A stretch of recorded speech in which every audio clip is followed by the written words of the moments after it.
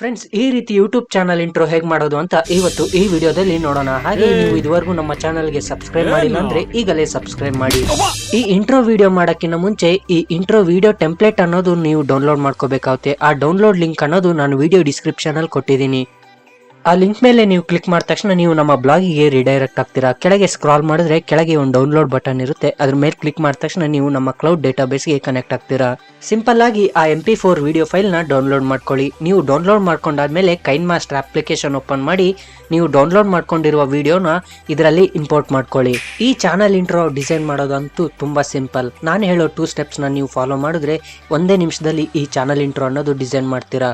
Video import ಆದ್ಮೇಲೆ ಆ video ಮೇಲೆ ಕ್ಲಿಕ್ ಮಾಡಿಬಿಟ್ಟು ನೀವು ಪೂರ್ತಿಯಾಗಿ ಸ್ಟ್ರೆಚ್ ಮಾಡಿ. ಸ್ಟ್ರೆಚ್ ಮಾಡಾದ್ಮೇಲೆ ಆ ಪಾಯಿಂಟರ್ನ ಕರೆಕ್ಟ್ ಆಗಿ 4.3 ಸೆಕೆಂಡ್ ಎಲ್ಲಿದೆಯೋ ಆ ಪೊಸಿಷನ್ಗೆ ತಗೊಂಡ್ಬನ್ನಿ. ಈ ಪೊಸಿಷನ್ ಅಲ್ಲಿ ನೀವು ಟೆಕ್ಸ್ಟ್ ಅನ್ನೋದು ಆಡ್ ಮಾಡಬೇಕು. ಈ ಟೆಕ್ಸ್ಟ್ ನಲ್ಲಿ ನಿಮ್ಮ ಚಾನಲ್ ನೇಮ್ ಏನಿರುತ್ತೋ ಆ ಚಾನಲ್ ನೇಮ್ ಅನ್ನೋದು ಕೊಟ್ಬಿಡಿ. ಈ ಟೆಕ್ಸ್ಟ್ ಗೆ ಈಗ ಫಾಂಟ್ ಸ್ಟೈಲ್ ಅನ್ನೋದು ಆಡ್ ಮಾಡಬೇಕು. ಫಾಂಟ್ ಸ್ಟೈಲ್ ನಲ್ಲಿ ನಿಮ್ಗೆ ಓಸ್ವಲ್ಡ್ ಬೋಲ್ಡ್ ಅಂತ ಒಂದು ಆಪ್ಷನ್ ಇರುತ್ತೆ, ಅದನ್ನ ಚೂಸ್ ಮಾಡಿ.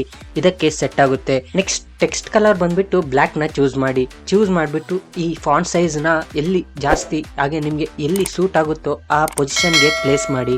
ಈಗ ಇನ್ ಅನಿಮೇಷನ್ ನ ಕ್ಲಿಕ್ ಮಾಡಿ ನೀವು ಕೆಳಗೆ ಸ್ಕ್ರಾಲ್ ಮಾಡಿದ್ರೆ ಎಂಟರ್ ಸ್ಲೈಡ್ ರೈಟ್ ಆಪ್ಷನ್ ಇರುತ್ತೆ, ಅದನ್ನ 1 ಸೆಕೆಂಡ್ ಗೆ ಸೆಟ್ ಮಾಡಿಬಿಟ್ಟು ಓಕೆ ಮಾಡಿ. ಈಗ ಮೇಜರ್ ಟೆಕ್ಸ್ಟ್ ಅನ್ನೋದು ಸೆಟ್ ಆಯ್ತು. ಈಗ ಸೆಕೆಂಡರಿ ಟೆಕ್ಸ್ಟ್ ನ ಸೆಟ್ ಮಾಡೋಕ್ಕಿಂತ ಮುಂಚೆ ನಿಮ್ಮ ಪಾಯಿಂಟರ್ ನ ಕರೆಕ್ಟ್ ಆಗಿ 5.3 ಗೆ ಸೆಟ್ ಮಾಡಿಬಿಟ್ಟು ನ್ಯೂ ಟೆಕ್ಸ್ಟ್ ನ ಆಡ್ ಮಾಡಿ.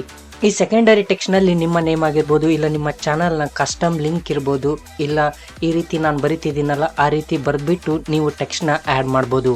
ಈ ಸೆಕೆಂಡರಿ ಟೆಕ್ಸ್ಟ್ ಗೆ ನೀವು RGB ಫಾರ್ಮೆಟ್ ಅಲ್ಲಿ ಕಲರ್ ಅನ್ನೋದು ಕೊಡಬೇಕು. ಈ RGB ನ ಸೆಲೆಕ್ಟ್ ಮಾಡಿಬಿಟ್ಟು ನೀವು ಎಲ್ಲಾ RGB ಕಲರ್ಸಿಗೂ 102 ಗೆ ಸೆಟ್ ಮಾಡಿ. 102 ಗೆ ಸೆಟ್ ಮಾಡಾದ್ಮೇಲೆ ನಿಮಗೆ ಗ್ರೇ ಕಲರ್ ಅನ್ನೋದು ಬರುತ್ತೆ. ಈಗ ಇದರ ಫಾಂಟ್ ಸೈಜ್ ಬಂದ್ಬಿಟ್ಟು ಯಾವಾಗ್ಲೂ ಹೇಳ್ದಂಗೆ ಮೇಜರ್ ಟೆಕ್ಸ್ಟ್ ಕಿನ್ನ ಈ ಸೆಕೆಂಡರಿ ಟೆಕ್ಸ್ಟ್ ಅನ್ನೋದು ತುಂಬಾ ಚಿಕ್ಕದಾಗಿರ್ಬೇಕು, ಅವಾಗೆ ಚೆನ್ನಾಗಿ ಕಾಣುತ್ತೆ. ಈಗ ಇನ್ ಅನಿಮೇಷನ್ ನ ಸೆಲೆಕ್ಟ್ ಮಾಡಿಬಿಟ್ಟು ಕೆಳಗೆ ಸ್ಕ್ರಾಲ್ ಮಾಡಿದ್ರೆ ನಿಮ್ಗೆ ಎಂಟರ್ ಸ್ಲೈಡ್ ರೈಟ್ ಆಪ್ಷನ್ ಇರುತ್ತೆ, ಅದನ್ನ ಸೆಲೆಕ್ಟ್ ಮಾಡಿ 1 ಸೆಕೆಂಡ್ ಗೆ ಸೆಟ್ ಮಾಡಿ. ಹಾಗೆ ಈ ಸೆಕೆಂಡರಿ ಫಾಂಟ್ ಸ್ಟೈಲ್ ಅನ್ನೋದು ಚೇಂಜ್ ಮಾಡಕ್ ಹೋಗಬೇಡಿ. ರೆಗ್ಯುಲರ್ ಫಾಂಟ್ ಸ್ಟೈಲ್ ಹೇಗಿರುತ್ತೋ ಹಾಗೆ ಇರಲಿ. ಹಾಗೆ ಈ ವಿಡಿಯೋನ ಒಂದ್ಸತಿ ಪ್ರಿವ್ಯೂ ಮಾಡಿಬಿಡಿ.